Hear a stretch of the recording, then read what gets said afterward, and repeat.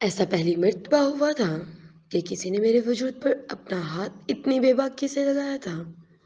और यही वजह थी कि जब मेरे हाथ पांव अभी तक कांप रहे थे, मैं अपने आप को नॉर्मल नहीं कर पा रही थी। मेरा दिल चाह रहा था कि मैं इन चारों में से जिस किसी ने भी ये घटिया हरकत की है, मैं उनकी जान ले लूं।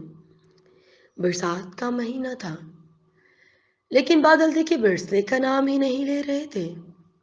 गर्मी की शिद्दत से लोग बेहाल थे। हर वक्त जिस और घुटन जैसा माहौल था। ऐसा लगता था कि किसी भी पल बारिश हो जाएगी, लेकिन पता नहीं क्यों बादलों को रहम नहीं आ रहा था। ऐसे में 12-12 घंटे चुस्त यूनिफॉर्म पहने दर्जनों लोगों के बीच अपनी ड्यूटी करना मेरे लिए बहुत ही मुश्किल काम था। मगर मजबूरियां इंसान से बहुत कुछ करवा लेती हैं। ये भी ऐसी ही एक दोपहर थी। हाल खींच लोगों से भरा हुआ था। पाँव रखने की जगह नहीं थी। इस वक्त लंच का वक्त था। ये एक मशहूर होटल था और यहाँ अमूमन ज्यादातर रश ही होता था। एसी चलने के बावजूद भी पसीने मेरे वजूद को शरबुर कर रहे थे। मेरा यूनिफॉर्म पूरी तरह भीग चुका था, उलटे पसीनों से चिपक रही थी। मैं बड़ी मुश्किल से अपनी जिम्मेदारियां पूरी कर रही थी और ऐसे में अचानक कुछ ऐसा हुआ कि मेरे रोंगटे खड़े हो गए। पहले तो मुझे लगा कि मेरा वहम है, लेकिन अगले ही लम्हे जब हकीकत का एहसास हुआ तो मेरे कदमों तले जमीन निकल गई। मैं जैसे ही चार लड़कों को ऑर्डर लेकर निकली तो मुझे अपनी कमर पर किसी का रेंगता हुआ हाथ महसूस हुआ। मुझे यकीन हो गया कि ये इन्हीं की घटिया हरकत है और वो लोग मेरी जानब हवाज़दा नजरें डाल डटाई से हंस रहे थे। मैंने खुद को कंट्रोल किया और इन पर गुस्सा भरी नजर डाली और दिल पर तौर पर अफसरदा होकर अपनी जगह पर खड़ी हो गई। मुझे मालूम था कि यहाँ लोग मेरे जिस्म के बारे में अजीब अजीब बातें करते हैं, मगर किसी ने आज तक हाथ लगाने की कोशिश या हिम्मत नहीं की थी। मैं इस वजह से ये सब बर्दाश्त कर रही थी कि मैं बहुत ही मजबूरी में ये नौकरी कर रही थी। अगर मेरा सौतेला बाप मुझ पर इतना दबाव ना डालता और मुझे घर में बैठ कर तरह तरह के ताने ना मिलते, तो शायद मैं कभी इस नौकरी करने के बारे में ना सोचती। सारा दिन तंग लिबास पहने गैर मर्दों के दरमियान टेबल पर खाना लगाना मुझ जैसी शरीफ और इज्जतदार लड़की के बस में ना था। लेकिन हालात ने मुझे इस नहज पर पहुंचाया था। थोड़ी देर में इसी टेबल का खाना तैयार हुआ तो मुझे ही वो ऑर्डर टेबल पर पहुंचाना था। मेरा दिल तो हरगिज भी इस टेबल पर जाने के लिए राजी ना था, लेकिन यहाँ दिल की नहीं होटल के मालिक की सुनी पड़ती है। इस टेबल का ऑर्डर मेरी जिम्मेदारी थी, सो मुझे ही वो जिम्मेदारी पूरी करना थी। लिहाजा मैंने बड़े बड़े पकड़े ट्रे पकड़े, सलीके से टेबल पर खाना रखा और वो लोग जिस तरह मुझे घूर रहे थे, मेरे बस में होता तो मैं अपने आप को एक बुर्का में छुपा लेती। मगर हमारा यूनिफॉर्म तंग शर्ट और चुस्त पैंट थी, जो मुझे बहुत बुरा लगता था। मगर मजबूरी इंसान को अपने मजहब के मुताबिक कपड़े नहीं पहनने देती। खैर मैं टेबल पर खाना लगा रही थी। इसी दौरान एक लड़के ने दोबारा मेरी कमर पर हाथ फेरा और गंदी और बेसाना हंसी हंसने लगा। अब के मैंने भी तहम्मुल का मुजाहरा करने की बजाय एक जोरदार थप्पड़ इस लड़के के मुंह पर दे मारा। थप्पड़ की गूंज की वजह से तमाम लोग हमारी तरफ देखने लगे। मुझे फौरन अपनी गलती का एहसास हुआ कि अब ये मामला इतनी आसानी से खत्म नहीं होगा। इस लड़के ने इस कदर वावेला मचाया कि होटल मैनेजमेंट के साथ साथ मालिक भी चिल्लाया। मालिक को देखकर मेरी सांस रुकने लगी थी। ये बात मुझे अच्छी तरह मालूम थी कि कसूर किसी का भी हो, सजा गरीब को ही मिलती है। यहाँ भी इस लड़के ने तमाम कसूरवार मुझे ठहराया, या कि मैंने बिला वजह इस थप्पड़ मारा। वो किसी बड़े रईस का बेटा था जिसे मालिक ने पहचान लिया और उस लड़के से माफी मांगकर मुझे सबके सामने नौकरी से निकाल दिया। पूरे मजमा में किसी की हिम्मत ना हुई कि कोई मुझे सपोर्ट करता या मेरे लिए हमदर्दी के दो बोल ही बोलते भी। कैसे वहां आए तमाम लोग ही मुझे और मुझ जैसी तमाम वर्कर्स को इसी नज़र से देखते थे। फर्क ये था कि कभी किसी की हिम्मत ना हुई थी हाथ लगाने की, और इन लोगों ने हिम्मत ली थी। गलती भी लड़कों की थी और मैंने लाख कोशिश की यकीन दिलाने की, मगर बेसूद रही, क्योंकि वहां कोई भी मेरी बात सुनने को तैयार ना था। मालिक ने मेरे मुंह पर पैसे मारे और कहा कि वहां से फौरन दफा हो जाऊं। ये सुनकर मैं बहुत ज्यादा अफसरदा हो गई। میرا دل زور زور سے دھڑکنے لگا اور میرے دل کر رہا تھا کہ میں اس لڑکے کو جان سے مار دوں، مگر میری اتنی اوقات نہیں تھی کہ میں اس دو بارہ ہاتھ بھی لگا سکتی۔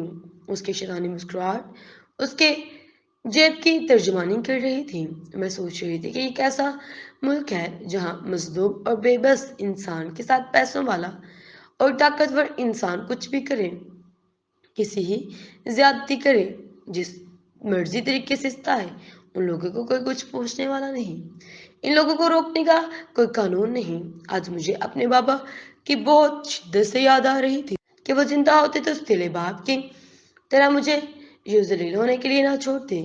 میں نے بڑی چادر اوڑھ لی اور گھر کی رات لی۔ میری ماں میرے باپ کی موت کے بعد ایسا سہارا ڈھونڈنا جو شرابی تھا، جس کو مجھے اور ماں کو سپورٹ کرنا تھا، بلکہ ہم دونوں مل کر اسے پال رہے تھے۔ یہ مرد بھی عجیب و غریب، غیر ہے تو غیرت پر، عزت پر ڈائریکٹ ہاتھ ڈالنے کی کوشش کرتا ہے، اور اگر بے عزت باپ بھائی کی صورت میں ہو تو دوسرے مردوں کے سامنے پھینک کر یوں ظاہر کرتا ہے کہ نوچ لو میری عزت کو، مگر مجھے شراب اور نشے کے پیسے دے دو۔ میری ماں بیمار اور کمزور ہو گئی تھی اور ستیلا باپ نشے میں دھت پڑ رہا تھا۔ وہ پیسے لے کر جب میں ماں کے پاس گئی تو وہ سو رہی تھی۔ جیسے ہی میں کمرے سے باہر آئی تو ستیلا باپ میرے راستے میں کھڑا جھوم رہا تھا۔ مجھے دیکھ کر فوراً بولا، تو اتنی جلدی کیسے آ گئی؟ میں نے بتایا کہ میں نے نوکری چھوڑ دی ہے۔ ابا نے بغیر کچھ تفصیل سنے مجھے برا بھلا کہنا شروع کر دیا اور مجھے مارنا پیٹنا شروع کر دیا۔ اتنے میں ماں جاگ گئی اور شور کی وجہ سے مجھے ماں کی دھیمی آواز سنائی نہ دی تھی۔ میں نے ماں کی جانب دیکھا جو ہلکی ہلکی سرگوشی کی جیسے آواز میں مجھے بلا رہی تھی۔ میں نے دوڑ کر ماں کے پاس گئی۔ اس وقت ابا نے مجھے بالوں سے پکڑا اور کہا کہ کس مشکل سے تجھے نوکری پر لگوایا تھا۔ میں نے مالک کے پاؤں پکڑ کے تیرے لیے نوکری کی بھیک مانگی تھی۔ میں نے کہا تھا کہ اپنے لیے بھیک مانگی تھی، مجھے ایسی گندی جگہ بھیجا جہاں نہ تو عزت ہے اور نہ ہی کوئی بات کرنا پسند کرتا ہے۔ انصاف تو صرف امیرزادوں اور طاقتوروں کی میراث ہے، غریب بے گناہ ہوتے ہوئے بھی مجرم ہے۔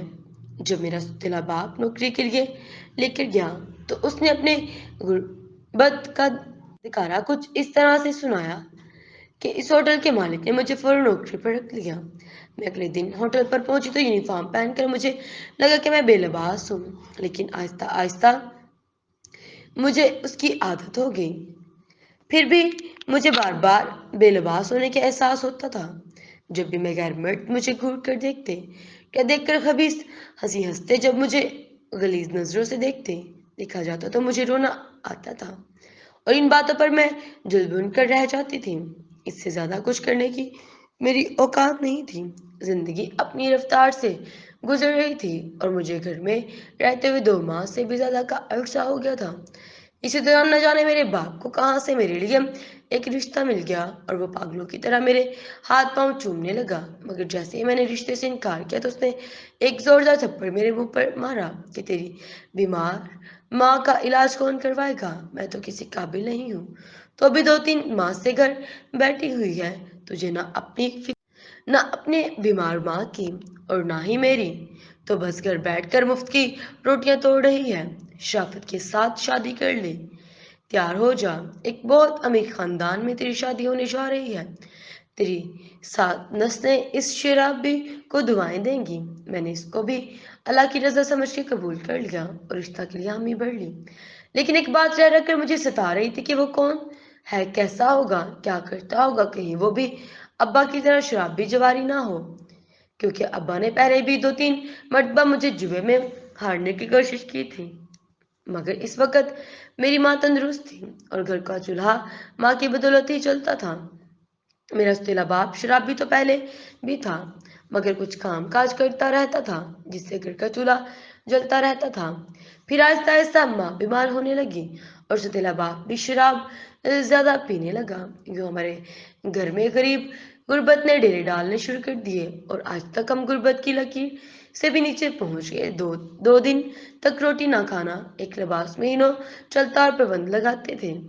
پھر مجھے یہ احساس ہوا کہ जो भी होगा कम से कम खाते पीते घर का एहसास होगा और जिंदगी में कुछ तो सुकून मुयस्सर आ ही जाएगा। खैर एक हफ्ता के बाद मेरी रुखसती हो गई।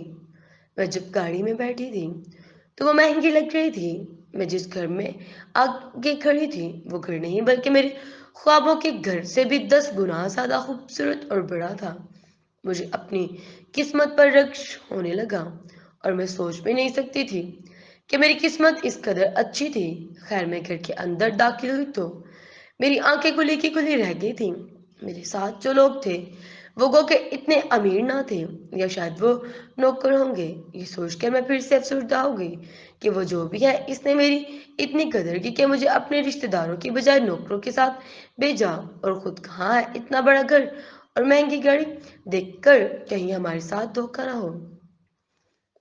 मैं कमरे में गई तो वो भी खूब सजा हुआ था, बल्कि सजावट से ज्यादा इसमें मौजूद कीमती अशिया मेरी तवज्जो की मरकज बनी रही।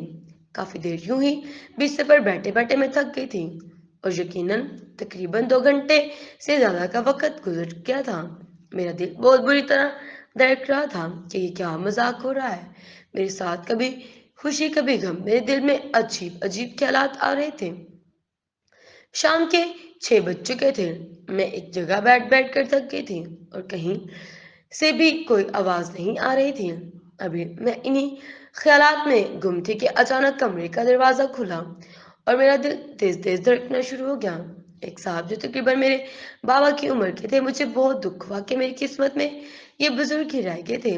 अगर मेरी किस्मत में मेरा कोई हम ना सी तो कम से कम 5-10 साल का काफी फर्क होता है। ये तो सीधा सीधा मेरे बाप की उम्र का आदमी है। मैंने अपनी किस्मत कोसने लगी। वो मेरे करीब आकर बैठ गया और आते ही मुझसे बोले कि मैं बहुत शर्मिंदा हूँ कि आपको मेरे घर से साथ नहीं ला सकता था। असल में मेरे बेटे का एक्सीडेंट हो गया था जिसकी वजह से मैं रुखसती के वक्त ना आ सका।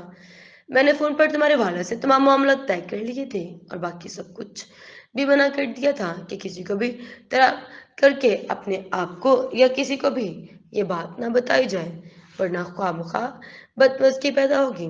ये सुनकर मुझे हौसला हुआ कि बंदा तो ठीक है, प्यार से बोल रहा है और इतनी सफाइयाँ दे रहा है, इज्जत करना भी जानता है। ये सब चीज़ें मुझे बहुत पहले कभी ना मिली थी, मगर आज मैं अपनी जिंदगी से बहुत खुश थी। इसी खुशी में मैंने उनसे पूछा कि आप थक गए होंगे, मैं आपके लिए चाय बना कर लाऊं। उन्होंने मेरा हाथ पकड़ा और बड़े प्यार से बोले कि तुम आराम करो, थक गई होगी, मैंने फ्रेश होकर आता हूँ, थोड़ी देर में अस्पताल चलेंगे। मेरे बेटे से भी मिल लेना। हम अस्पताल मौजूद थे और तैमूर के कमरे की जानिब जा रहे थे। मेरे शोर ने अपने बेटे का नाम तैमूर बताया था। कमरे में दाखिल होने से पहले कुछ लोग कमरे के बाहर खड़े थे जिन पर मेरी नजर पड़ी। मैं हैरान रहा कि वहाँ 3 लड़के थे जिनकी वजह से मेरी होटल वाली नौकरी चली गई थी और मुझे ताने मिलने थे, जिल्लत उठानी पड़ी थी। मैं इन्हें सोचों में गुम थी कि हम कमरे में दाखिल हो गए थे और आगे का मंजर तो मेरे लिए क़यामत खेज था। बिस्तर पर कोई और नहीं बल्कि वही लड़का था जिसका मैंने होटल में थप्पड़ मारा था। और मैं ये सोच रही थी कि अगर मेरे शोहर को इस बात का इल्म हुआ तो ये मेरा क्या होगा। मैं बहुत ज्यादा खौफजदा थी। मेरे शोहर ने मुझे बैठने का कहा और वो मुझसे बोले कि मैं बेजा प्यार और माँ बहन ना होने की वजह से मेरे बेटे को किसी भी औरत की इज्जत की तकद्दस का पता नहीं है। उसने कुछ अरसा कब एक होटल के वेटर्स के साथ बदतमीजी की, मगर होटल के मालिक ने बजाय उसकी कि वो मेरे बेटे को सजा देता या तंबिया करता, उसने अपनी मुलाजमा को ही होटल से निकाल दिया और मेरी वजह से मेरे बेटे को जरा सा भी कुछ ना हुआ। मैंने उसकी बहुत सी बातों से तंग था, मगर इस बात से तो मैं इस कदर दिल पर दाश्ता हुआ कि मेरे बस में होता तो मैं इस लड़की से माफी मांग लूं और अपने बेटे से भी माफी मांग लूं, मगर शायद वो अब भी मिल सकते या नहीं। इसी दौरान तैमूर की आंखें खुली और उसकी पहली नजर मुझ पर पड़ी तो वो हैरत से बोला, तुम यहाँ। मैंने सर झुका लिया। मेरे शोहर जो तैमूर के बाबा थे हैरत से हमें देखने लगे कि तुम दोनों एक दूसरे को जानते हो। इससे पहले कि तैमूर कुछ बोलता मैंने कहा, जी मैं वही लड़की हूँ जिसको आपके बेटे ने होटल से निकलवाया था। शेख जमा ने मेरी तरफ हैरानगी से देखा और कहा कि मैं तुम्हें मजबूर नहीं करूंगा, मगर इल्तिजा जरूर करूंगा कि तुम मेरे बेटे को माफ कर दो। मैं अपनी ज़िल्लत के दिन को याद करने ही वाली थी कि मेरे शौहर ने कहा, अब तो ये तुम्हारा रिश्ता में बेटा लगता है। एक माँ बनकर सोचोगी तो तुम्हें आसानी होगी मेरे बेटे को माफ़ करने में। मैंने एक नज़र तैमूर पर डाली तो वो हैरान और शर्मिंदगी की मिली जुली कैफियत से मुब्तला था।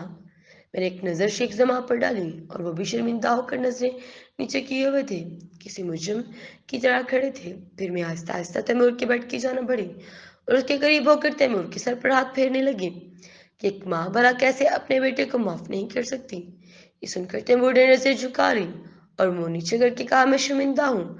आइंदा कभी भी किसी की मजबूरी से फायदा ना उठाऊंगा और ना ही किसी की बहन बेटी को तंग करूंगा।